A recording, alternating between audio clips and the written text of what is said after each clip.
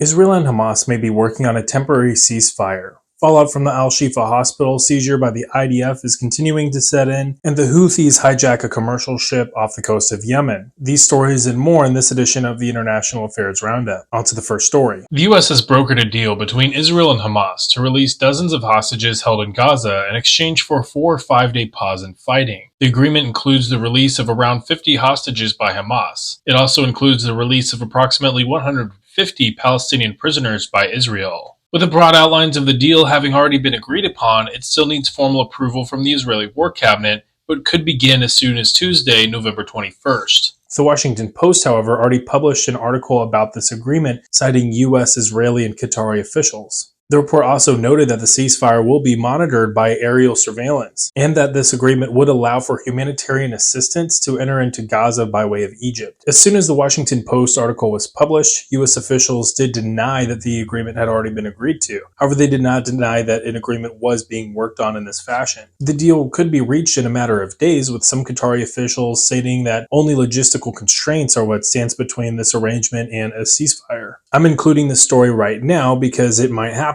And if it does happen, then we'll talk about it again and how it's gone. On to the next story. South Korea has warned the North Korean military against the launch of a spy satellite, stating that it may suspend the inter-Korean agreement that had been reached back in 2018. North Korea had already failed to put a previous spy satellite into orbit and had alluded that it may attempt a second try in the coming days. South Korea asserts that North Korea is receiving support from Russia, with the missile technology that would be used for the spy satellite also being capable of delivering nuclear warheads. The UN Security Council has already banned these kinds of launches from North Korea, viewing them as disguised missile tests. South Korea has already expressed concern about North Korea's repeated breaches of the 2018 Inter-Korean military agreement and the potential impact that these tests would have on military readiness. Time will tell, however, if North Korea chooses to go this route, and if they do, then we'll circle back and discuss what happened. On to the next story. Argentina has elected right-wing libertarian Javier Milei as the new president, a move which voters are hoping will address the country's economic woes. His election marks a significant departure from the Peronist movement and already established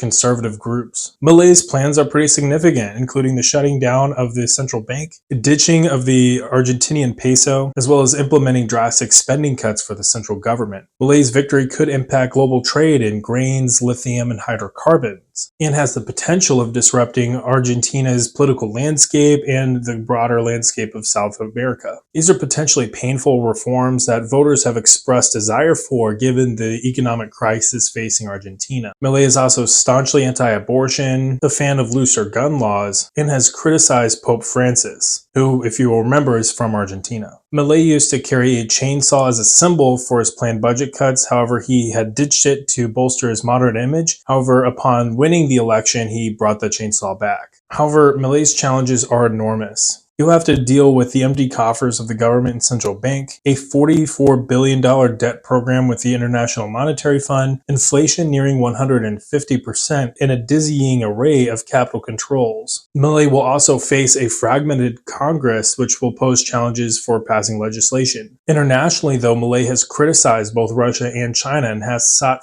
closer relationships with both Israel and the United States. Apart from taking inspiration in Austin Powers' haircut, he's also a huge cosplayer and has celebrated his election victory with a chainsaw, which we discussed earlier. Time will tell what impact his election will have on Argentina and South America, and so we'll discuss further if anything dramatic happens soon. On to the next story. Israel's military has released footage of what it asserts is a Hamas tunnel beneath the Al-Shifa hospital complex. These videos show sections of a tunnel, including a blast-proof door with a firing portal. The IDF also released images and videos of what they assert are hostages being taken into the hospital, as well as a soldier being executed on the hospital grounds by Hamas fighters. The authenticity of these videos, however, have been questioned by the Hamas-linked Gaza Health Ministry. Meanwhile, with the IDF taking over the Al-Shifa hospital and operations on the grounds freezing to a halt, the IDF has agreed to the movement of 28 premature babies to hospitals in Egypt. However, there still exists hundreds of patients in the Al-Shifa hospital complex that are still in need of aid that have not been tended to. The Al-Shifa hospital is one of the main focal points for the IDF in its ground invasion. However, this is likely not going to mark the end of the invasion. The IDF already announced that it has plans to begin operations in the southern half of the Gaza Strip, with it asserting that Hamas has moved its leadership from Gaza City down to the south part of Gaza. Now, we've already discussed whether or not the Israeli seizure of the Al-Shifa hospital constitutes a war crime. So if you want to see what that looks like, then check that video out. Of note, though, for what was said in that video to be true, the burden is on Israel to prove that Hamas has used the Al-Shifa hospital for military purposes. And they've begun to do so with the release of video and images that we've already discussed here. Things like hardened fighting positions, the storing of weapons, the presence of fighters, and the presence of even tunnels would really indicate that that is the case. However, it may even require the assessment of forensic experts and preferably third-party experts to be able to view the grounds and assess whether these assertions are in fact legitimate. And this likely won't happen, not only because the Al-Shifa hospital is in the middle of a war zone, but because it's also the largest hospital in Gaza. And to get folks in there, it's going to take a little bit of time, and it really requires Israeli cooperation. But until there is some broader consensus with outside parties that these assertions are true, then doubts on the validity of the IDF's claims may continue to persist amongst some circles. On to the next story. Yemen's Houthi rebels have hijacked a commercial ship off the coast of Yemen in the Red Sea. The vessel, named the Galaxy Leader, was transiting a very well-used maritime route at the time of seizure, according to NYK, the ship's Japanese owner. The Houthis then took 25 crew members hostage, believing that they were seizing an Israeli-associated ship that had Israelis on board. However, according to reports, none of the crew members are Israeli. However, the ship is tied to Israeli ownership, which is why the Houthis decided to attack it, as the Houthis have said that they have declared that any Israeli ship is indeed a military target. The Gulf of Aden and the Red Sea are substantial trade routes, with a substantial amount of the global economy relying on the trade that flows through those routes. The Red Sea in particular is a crucial gateway to the Suez Canal, which, as you know, connects the Indian Ocean with the Mediterranean Sea. And while the Houthis have declared war on Israel, they may begin to pose challenges for commercial ships operating in this area, which might have broader economic implications for the global supply chain. While the Houthis have previously attempted to launch ballistic missiles and drones at Israel, both distance, lack of sophisticated platforms, and the presence of the US Navy has held those attacks at bay.